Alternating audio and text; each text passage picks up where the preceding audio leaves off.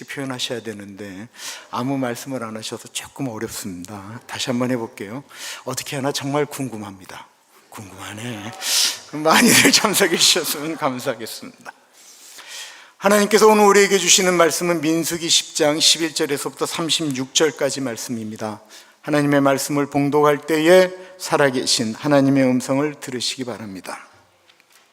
둘째 해 둘째 달 20날에 구름이 증거의 성막에서 떠오르매 이스라엘 자손이 시내 광야에서 출발하여 자기 길을 가더니 바란 광야에 구름이 머무니라. 이와 같이 그들이 여호와께서 모세에게 명령하신 것을 따라 행진하기를 시작하였는데 선두로 유다 자손의 진영의 군기에 속한 자들이 그들의 진행별로 진행하였으니 유다 군대는 암미나답의 아들 나손이 이끌었고 이사갈 자손 지파의 군대는 수알의 아들 느다넬이 이끌었고 스불론 자손 지파의 군대는 헬론의 아들 엘리압이 이끌었더라. 이에 성막을 거두매 게르손 자손과 무라리 자손이 성막을 메고 출발하였으며 다음으로 루벤 진영의 군기에 속한 자들이 그들의 진영별로 출발하였으니 루벤의 군대는 스데울의 아들 엘리술이 이끌었고 시므온 자손 지파의 군대는 수리 삿대의 아들 술루미엘이 이끌었고 갓 자손 지파의 군대는 두엘의 아들 엘리아삽이 이끌었더라. 고아디는 성물을 메고 행진하였고 그들이 이르기 전에 성막을 세웠으며 다음으로 에브라임 자손 진영의 군기에 속한 자들이 그들의 진영별로 행진하였으니 에브라임 군대는 암미웃의 아들 엘리사마가 이끌었고 므낫세 자손 지파의 군대는 부다술의 아들 가말리엘이 이끌었고 베냐민 자손 지파의 군대는 기드오니의 아들 아비단이 이끌었더라. 다음으로 단 자손 진영의 군기에 속한 자들이 그들의 진영별로 행진하였으니 이 군대는 모든 진영의 마지막 진영이었더라. 단 군대는 암미 삿대의 아들 아히에셀이 이끌었고 아셀 자손 지파의 군대는 오그란의 아들 바기엘이 이끌었고 납달리 자손 지파의 군대는 에난의 아들 아히라가 이끌었더라. 이스라엘 자손이 행진할 때에 이와 같이 그들의 군대를 따라 나아갔더라. 모세가 모세의 장인 미디안 사람 루엘의 아들 호밥에게 이르되 여호와께서 주마하신 곳으로 우리가 행진하나니 우리와 동행하자. 그리하면 선대하리라. 여호와께서 이스라엘에게 복을 내리리라 하셨느니라. 호밥이 그에게 이르되 나는 가지 아니하고 내 고향 내 친족에게로 가리라. 모세가 이르되 청하건대 우리를 떠나지 마소서. 당신은 우리가 광야에서 어떻게 진칠지를 아나니 우리의 눈이 되리이다. 우리와 동행하면 여호와께서 우리에게 복을 내리시는 대로 우리도 당신에게 행하리이다. 그들이 여호와의 산에서 떠나 3일 길을 갈 때에 여호와의 언약궤가 그 3일 길에 앞서가며 그들의 쉴 곳을 찾았고 그들이 진영을 떠날 때에 낮에는 여호와의 구름이 그 위에 덮였었더라. 궤가 떠날 때에는 모세가 말하되 여호와여 일어나사 주의 대적들을 흩으시고 주를 미워하는 자가 주 앞에서 도망하게 하소서 하였고 궤가 쉴 때에는 말하되 여호와여 이스라엘 종족들에게로 돌아오소서 하였더라. 아멘. 하나님의 뜻대로 살아가려면 우리 함께 할까요? 시작. 하나님의 뜻대로 살아가려면 가정주부들의 오랜만에 하니까 이 혀가 꼬이니까 좀 용서해 주세요. 가정주부들의 고민 중 하나가 뭐 먹을까입니다. 아침엔 저녁엔 뭐 먹을까? 누가 메뉴를 정해준다고 하면 얼마나 좋을까요? 아니 하나님께서 알려주신다고 하면 그것처럼 기가 막힌 영양식이 어디 있겠습니까? 총각 처녀들에게 너는 누구랑 결혼해라 고민할 때에 하나님께서 얘는 아니다, 얘랑 결혼해라 만나게 말씀하신다고 한다면 오늘 나오는 분들이 내 인생의 최고 실수는 당신을 만난 거야. 내가 그때 거기만 나가지 않았더라도 이런 말 안 하지 않았겠습니까? 저는 목사 안수 받기 전에 제가 목사의 길을 가는 것이 하나님의 뜻인지 아닌지를 몰라서 일주일 동안 금식을 했습니다. 하나님, 저 목사 안수 받지 말라고 하시면 저 받지 않겠습니다 라고 하는데 일주일을 금식하는데도 아무 말씀이 없으셔서 저는 하라는 줄 알고 목사 안수 받았습니다. 그런데 반대로 어느 분은 아무 말씀을 안 하시길래 목사하지 말라는 줄 안 하고 그 길로 안 갔대요. 하나님은 내가 어떤 길로 가길 원하시는지 고민할 때마다 하나님이 말씀하시면 얼마나 좋겠습니까? 근데 제가 여러분들에게 물어봤어요. 이렇게 고민될 때 하나님께 기도하면 응답해 주시던가요? 여러분들 그렇게 해서 응답 받으신 적이 얼마나 되세요? 이게 다 우리들의 고민이에요. 그런데 때때마다 옛날에 들었던 어떤 부흥사 목사님이 본인은 아침에 나갈 때 하나님 무슨 넥타이 맬까요? 이렇게 하나님께 여쭈면 성령님이 알려주신다라는 거예요. 제가 그 얘기 엄청나게 많이 들었거든요. 하나님이 너 이리로 가, 저리로 가, 오늘 이거 먹어, 저거 먹어, 이 집 사, 아니 이 집을 사, 저 집은 사지 마 라고 말씀하신다고 하면 얼마나 좋겠습니까? 그런데 그러지 않거든요.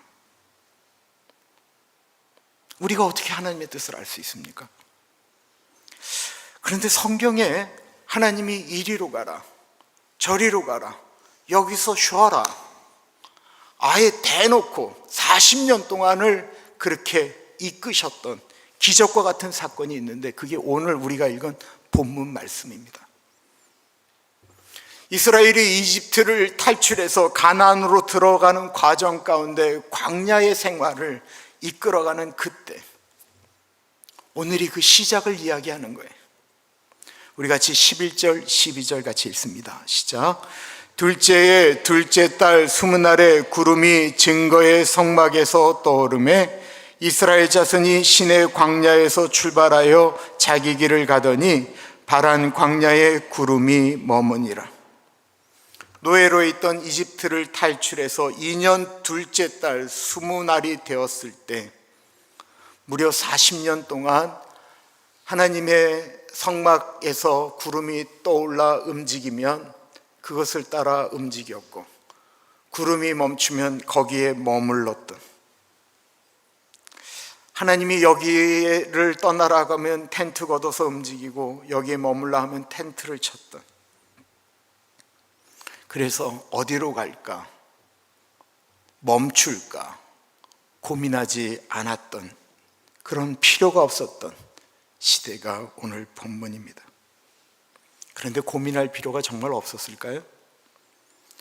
당시 출애굽한 이스라엘 백성들의 숫자를 정확히는 알 수 없지만 민수기 2장 32절에 보면 싸움에 나갈 장정의 숫자가 60만 5,550명이라고 했죠.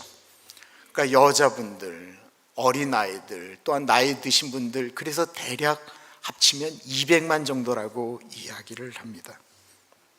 근데 200만이 동시에 움직이는 게 쉬운 일입니까? 구름이 오르면 그냥 200만이 쫙 간다라고 하는 거는요, 200만이 아무것도 안 하고 성막에 언제 오르나, 성막에서 구름이 언제 올라가나 이거 바라볼 때 가능한 거예요. 그런데 그때 애들은 뛰어놀고 싶지 않았겠습니까? 아이들은 구름이 올르나 안 오르나 잘 모르고 그냥 아침 먹으면 뛰어나가 놀고 점심 먹으면 뛰어나가 놀고 애들은 그냥 다 놀러 다녀요. 그 광야에서는 청춘 남녀들이 연애 안 했겠습니까? 그들도 어떻게든지 그 여자를 만나려고, 그 남자를 만나려고 애쓰고 노력하지 않았겠어요? 엄마들은 어떻게 했어요? 아침 준비하고 점심 준비하고 저녁 준비하고, 아침하고 돌아서면 점심이잖아요. 점심하고 돌아서면 저녁입니다. 애들 챙겨야죠. 빨래해야죠. 언제 하늘을 바라보겠어요? 그럴 때 만약에 구름이 떠오르게 되면 하나님께서 이젠 떠날 준비해라 라고 말씀하시면서 준비했던 사인이 있습니다. 어제 본문 말씀이었죠. 그는 은나팔이 불렸다라는 거예요. 양강나팔이 불렸다라는 거예요. 어제 본문 말씀 1절과 2절 한번 읽겠습니다. 시작.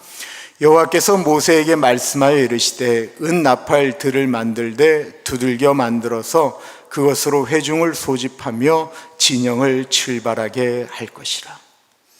나팔을 한번 불면, 하나가 불면 1,000명의 천부장들이, 지도자들이 모였고요, 쌍나팔이 불리면 모든 백성들이 그때는 다 성막 밖으로 모여야 했습니다. 나팔에 따라 그들은 나아가기 시작했고 나팔에 따라 전쟁을 하기도 하였습니다. 그러니까 나팔 소리는 하나님의 뜻을 알려주는 소리였습니다. 그러므로 갑자기 구름이 떠올라서 그냥 준비도 안 됐는데 확 떠나게 하시지 않았다라는 거예요. 미리 알려주셨다라는 거예요. 오늘날도 하나님께서 만약에 나팔 소리를 울려주시면 얼마나 좋을까요? 오늘날에는 나팔 소리가 없을까요? 있다라는 거예요. 그 나팔 소리는 우리가 죄를 지려고 할 때 그러지 말라라고 우리 내면에 울리는 양심의 소리, 하나님의 말씀을 읽을 때, 예배를 드릴 때, 기도를 드릴 때, 찬양을 할 때, 혹은 신문을 통해서, 방송을 통해서, 혹은 자연재해를 통해서 우리에게 계속해서 울리고 있다는 것입니다. 특별히 로마서에 있는 양심, 그 양심은 하나님께서 우리에게 주신 소리입니다. 당시 간음이 있었을까요? 없었을까요? 있었으니까 십계명이 들어갔죠. 도둑질도 하고 강도질도 하고 살인도 하니까 그 모든 것들이 들어갔지요. 그것을 할 때마다 하지 말라라고 하는 내면의 소리가 울리는데 안 들려서 거역하는 게 아니고 귀를 막았기 때문에 그렇다라는 것입니다. 오늘날도 하나님의 소리는 계속해서 들리고 있습니다. 다른 하나는 지도자들을 통해 하나님의 소리가 들립니다. 오늘 본문에는 쭉 읽은 구름을 따라서 움직일 때에 각 지파를 이끌었던 지도자들, 또한 제사장의 지파 중에 고생했던 레위 지파 사람들의 이름이 나오죠. 이들은 200만을 책임지는 사람들이었습니다.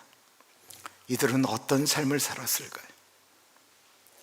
이들은 다른 사람처럼 살지 않았습니다. 이들은 늘 나팔 소리가 언제 울려 퍼지는지 남들보다 훨씬 더 민감해야 됐고, 이들의 일상은 매일 성막의 구름의 상태가 어떤지를 늘 주시하여야만 했습니다. 이들은 남들처럼 마음대로 자거나 남들처럼 놀 수가 없었습니다. 그리고 이들이 그렇게 민감하게 살았기 때문에 나머지 사람들이 생활하고 자기 삶의 영역을 이끌어갈 수 있었던 것입니다.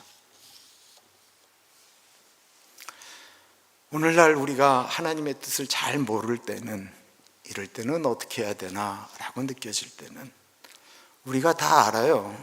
저분은 좀 하나님의 뜻대로 살아가는 사람 같다라고 우리가 느껴지는 사람들이 있잖아요. 그럼 그 사람들이 어떻게 결정하는지를 좀 보세요.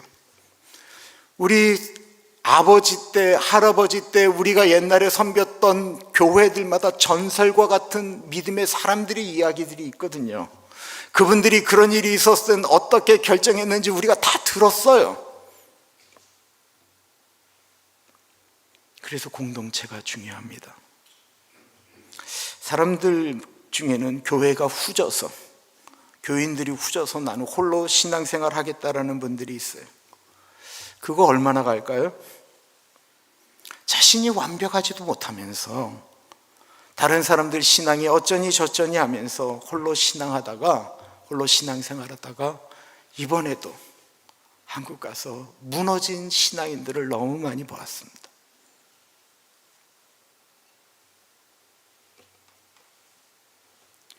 목사에게 실망했다, 교회에 실망했다, 장로들에게 실망했다.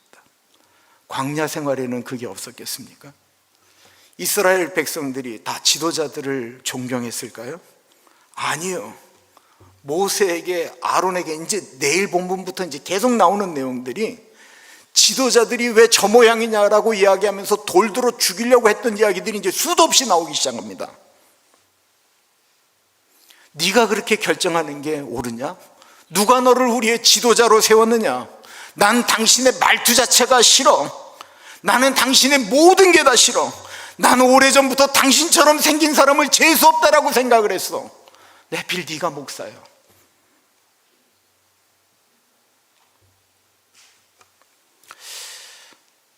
지난 3월 30일 춘천에 있는 한 교회에서 미국에서 유학을 하다가 한국에 돌아가신 전도사님이 설교를 하셨는데, 그 설교 가운데 미국 교회에서 있었던 이야기를 하였습니다. 한 미국의 한 작은 한인교회가 청년들을 중심으로 해서 멕시코 단기 선교를 다녀오게 되었는데, 마침 그 선교 가는 길에 금요일날 갔다 토요일날 오는, 아마 여기 티후아나나 엔시나다 정도 간 거죠. 거기에 다른 교회 청년인데 늘 그 교회 와서 어울리던 청년 하나가, 다른 교회에서 지휘를 하던 청년 하나가 그 선교팀에 같이 가게 되었습니다. 그런데 거기서 문제가 발생했어요. 문제는 뭐였냐면, 이 청년이 비자가 말소되었는데 간 거예요. 갔다가 검사하는데 그 청년이 해필 걸렸어요. 그래서 그 교회 청년들은 다 돌아갔는데 그 교회 청년이 아니었던 그 청년만 멕시코에 남고 말았어요. 이 청년은 미국으로 들어올 수가 없어요. 이 청년의 모든 삶의 베이스는 지금 미국이고, 미국에서 살겠다라고 다 결심하고 움직이는데 미국으로 들어오지 못하고 멕시코에서 한국으로 나가게 된 것입니다. 어느 누구도 이 청년을 도와줄 수가 없습니다. 그 청년이 다니는 교회에다가 이야기를 했더니만, 왜 남의 교회 선교회 가는데 같이 갔다가 그 짓거리를 하냐라고 하면서 자기는 모른다라고 이야기합니다. 그 친구의 친척들을 찾아갔는데 친척들도 다 우리는 모르겠다라고 이야기를 합니다. 그 작은 교회도 우리 교회 청년이 아닌 사람이 왜 괜히 그런 신분임에도 불구하고 같이 와서 우리 교회를 힘들게 하느냐라고 생각을 했는지도 모르겠습니다. 그 작은 교회 목사가 변호사를 만났습니다. 어떻게 해야 됩니까? 라고 했더니, 그 청년이 다녔던 그 옛날 이쪽에 그 이름 없는 조그만 학교들 있잖아요. 대학교라고 하지만 I-20이만 발행하였던 그 학교에서 다녔던 근거에 모든 것들을 다 찾아야 된다라고 했습니다. 그래서 그 작은 교회 목사가 일일이 다 찾아가서 그 서류를 다 구했습니다. 그런데 이제는 문제는 뭐냐면, 거기 가서 그런 사람을 데려오려면 유능한 변호사가 누구예요? 유태인 변호사를 데려가서 이 정도면 데려올 수 있다라는 것입니다. 서류도 다 준비가 됐고 유태인 변호사도 같이 간다고 합니다. 뭐가 문제예요? 돈이 없어요. 돈이.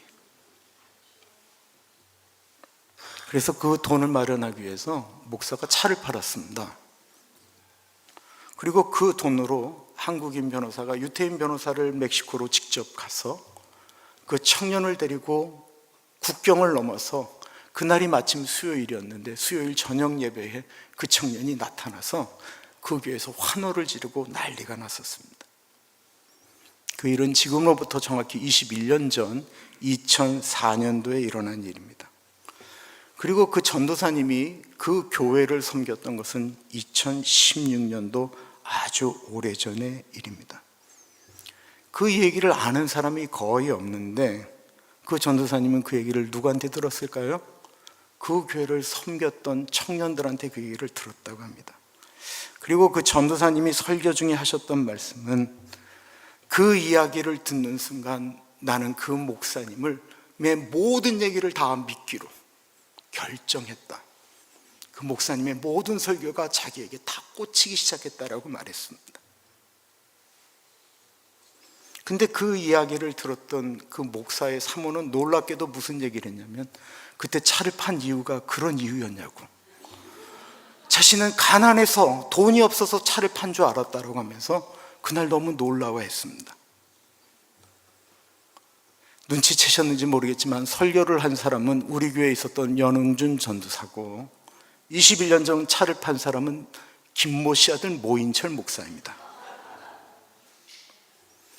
그 이후에 산 차는 우리 김성봉 집사랑 같이 가서 산 차인데, 이 썬루프가 있어서 횟가닥 돌아서 속았었어요. 차가 미터기가 올라가질 않는 거예요. 하도 이 미터기를 속여가지고 미터기가 올라가지 않는 차, 그 싼 차를 타고 돌아다니는데 그 차가 놀랍게도 교회 합쳐지기 전까지 그 교회 청년들 손에 계속 넘어가면서 탔었습니다. 저희 집사람도 몰랐던 이야기가 21년이 지난 후에 춘천의 한 교회 설교에서 시작된 것입니다. 그 일로 얻은 축복이 뭔지 아세요? 그 일을 처리했던 한국 변호사님 여자분이셨는데 저희 교회로 옮기시겠다고 그래서 제가 엄청나게 말렸어요. 못 온다. 근데 그분이 그 대신 변호사비를 진짜 말도 안 되는 가격을 받으셨어요.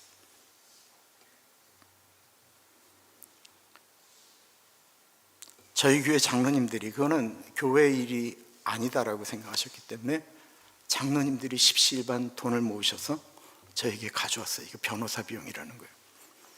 근데 제가 폼 잡는 거 유난히 좋아하는 사람이잖아요. 그거 받으면 폼 나겠어요? 근데 저를 아는 박모 씨 아들 모희정 장로님께서 하나만 하세요. 하나만. 잘난 척 그만큼 했으면 영광은 이제 나는 사람들한테 나누세요 라고 말씀하셔서 제가 받았어요. 그리고 청년들은 제가 지랄을 해도 불러다 놓고 난리를 쳐도 내 성격 못한 거 막 소리를 지르고 다 드러내도 청년들은 저를 믿어줬습니다. 저 목사는 우리들의 어려움을 잊지 않는다. 청년들이 그때 1, 2층이 있었어요. 이 상상이 나가세요?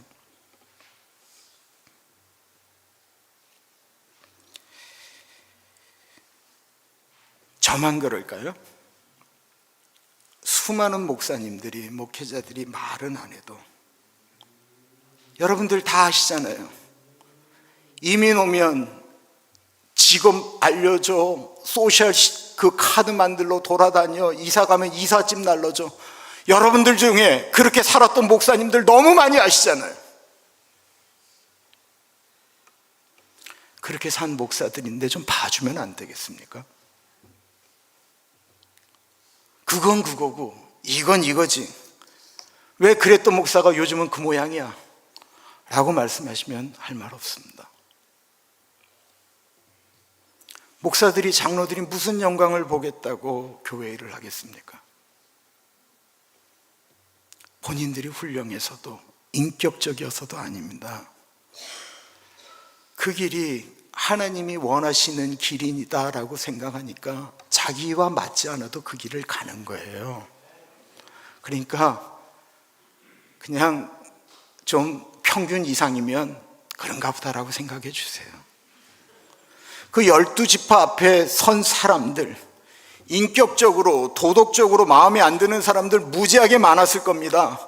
미워 보이고 싫어 보여서 따라가기 싫다라고 생각하는 사람들 많았을 거예요. 당연한 일이에요.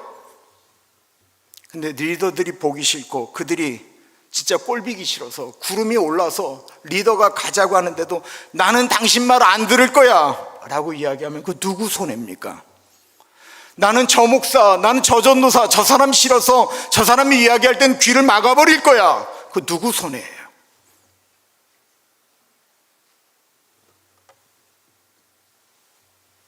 다른 사람들이 살아가는 삶이 하나님의 뜻대로 살아가는 것 같은데 같이 가지 않는 이유는 정말로 무엇입니까? 나는 하나님의 뜻인지 모르기 때문일까요? 우리 뒤돌아봐서 솔직하게 보면 대충은 하나님은 이 길을 원하신다라고 대부분은 알아요. 내가 하기 싫은 것입니다. 하나님의 성전에 올 때 빈손으로 오지 말라. 제가 이번에 참 회개한 게 있는데 내가 내 폼 잡은 거예요. 내가 여러분들에게 헌금 기도 얘기 안 하잖아요.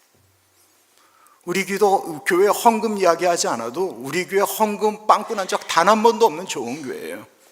그러나 그것이 여러분들에게, 저에게 진짜 복입니까?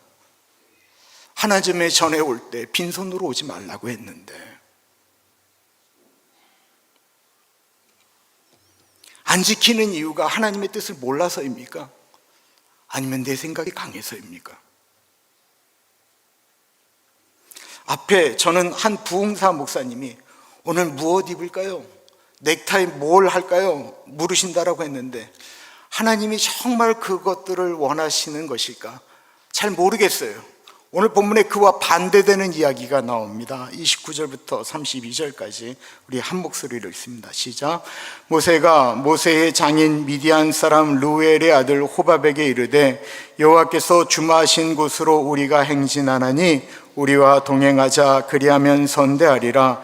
여호와께서 이스라엘에게 복을 내리리라 하셨느니라. 호밥이 그에게 이르되 나는 가지 아니하고 내 고향 내 친족에게로 가리라. 모세가 이르되 청하건대 우리를 떠나지 마소서.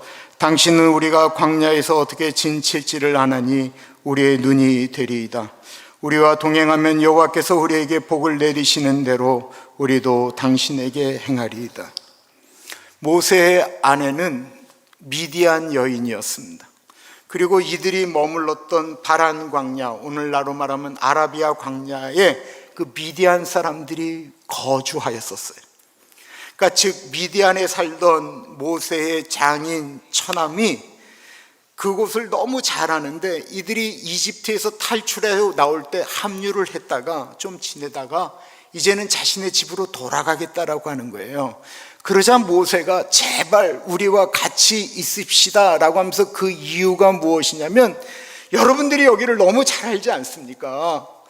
여러분들이 여기에서 우리가 어디에다가 텐트를 쳐야 될지 좀 알려주십시오. 그게 붙잡은 이유예요. 성경에 보면 하나님과 대면하여 지낸 유일한 사람이 바로 모세이고 하나님과 늘 대화하면서 살았던 모세입니다. 그러면 하나님, 성막은 여기다 치는데 루벤 지파는 어디다 진을 칠까요? 유다 지파는 어디에다 진 칠까요? 어디다 텐트 치면 좋을까요? 이거 물으면 되잖아요. 그런데 모세는 지형을 잘 아는 처남에게 부탁했다라는 것입니다. 법률 문제는 목사가 아닌 변호사를 찾아가야 합니다. 몸이 아프면 병원을 가야 합니다. 약이 필요하면 약사를 찾아가야 합니다. 나는 이 문제는 오로지 우리 목사가 이야기하는 대로 처리하겠다. 그 문제가 법률 문제면 그거 어떡하겠습니까? 하나님은 이 땅에 우리의 질병과 우리의 문제를 해결하기 위하여 오래 공부하고 연구한 많은 부분들을 우리의 곳곳에 뿌려주셔서 그분들에게 하나님이 가는 길을 알려주십니다. 그런데 이것도 우리의 선택이에요. 서두에 말씀드린 것처럼 다는 아닐지라도 우리는 대부분 하나님의 뜻을 알 수 있습니다. 말씀을 통해서, 양심에 들리는 소리를 통해서, 하나님의 길을 걸어갔던 사람들을 통해서 알 수 있습니다. 그럼 따라가면 되나요? 그런데 이것이 너무 쉽지가 않습니다.